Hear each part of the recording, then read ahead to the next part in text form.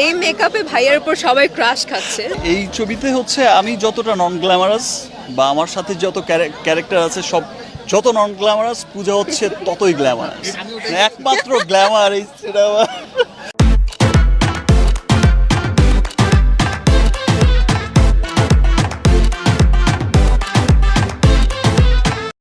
এত গ্ল্যামারাসলি শুট করছে অলিক ভাই ওর, আর এত তোমরা মেকআপেই দেখতে পাচ্ছ যে না না না মেকআপ আর মেকআপ।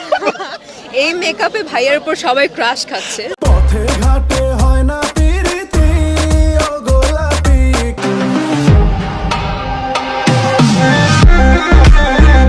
এবার আরো নতুনত্ব আনতে মেকআপ ছাড়াই শুটিং করছেন এই নায়ক। আরো পরিষ্কার করে বলতে গেলে গ্রামে রোদে পড়া বৃষ্টিতে ভেজা একজন লালু মাঝির চরিত্রে নিজেকে মানিয়ে নিতে শাকিব খান চেহারা নষ্টের মেকআপও নিয়েছেন শুটিং এ।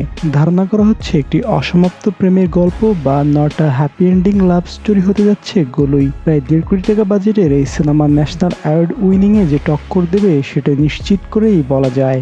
অনুদানের সিনেমা 60 লাখ টাকা দিতে গভর্নমেন্ট অনুদান, 60 লাখ টাকার বেশি খরচ করার সুযোগ নাই। গোলই সিনেমাটার বাজেট 1.5 কোটি টাকা, অনুদান পেয়েছি 60 লক্ষ টাকা, আর বাকি টাকা আমাদের নিজস্ব অর্থায়নে। 60 লাখ টাকার বেশি খরচ করার সুযোগ নাই। 1.5 কোটি টাকাও খরচ করতে পারে ছবি। শাকিব খান তার যেহেতু তার ছবি একের পর এক ডাউনে যাচ্ছে, ডাউনে যাচ্ছে, দর্শক দেখছে না, বলেন কি, তাকে আমি সুপারস্টার মনে করি না। আপনাদের এখানকার সুপারস্টার শাকিবের সাথে অনেক আগেই ছবির কথা হয়েছিল, বাট সেটা হয়ে ওঠেনি। তো দেখা যাক এবার কত দূর এগোই। আমি জমজমাট চাপা গুঞ্জন ভর করেছে ঢালিউডের অন্দরমহলে।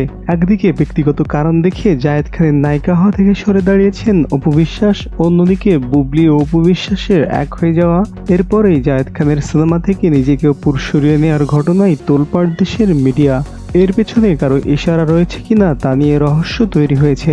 এদিকে শাকিব খানকে নিয়ে একাধিক বিরূপ মন্তব্য ছুড়ে দিয়েছেন জায়েদ খানের ছেড়ে আসা অপু বিশ্বাসের সিনেমা জখমের প্রযোজক সেলিম খান।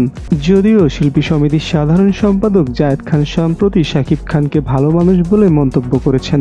এই নায়ক জানিয়েছেন শাকিব খান খুবই ভালো মানুষ, তার সময়ের সমিতির কিছু অনিয়ম থাকলেও তিনি এসবের মধ্যে ছিলেন না। শাকিব ভাই ব্যস্ত স্টার, সবসময় কাজের মধ্যে ডুবেছিলেন, তাকে যা বোঝানো হতো তিনি আপন মনে তাই বিশ্বাস করতেন।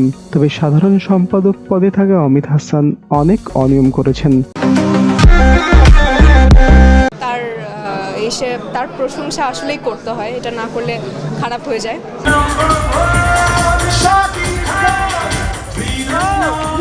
Yeah!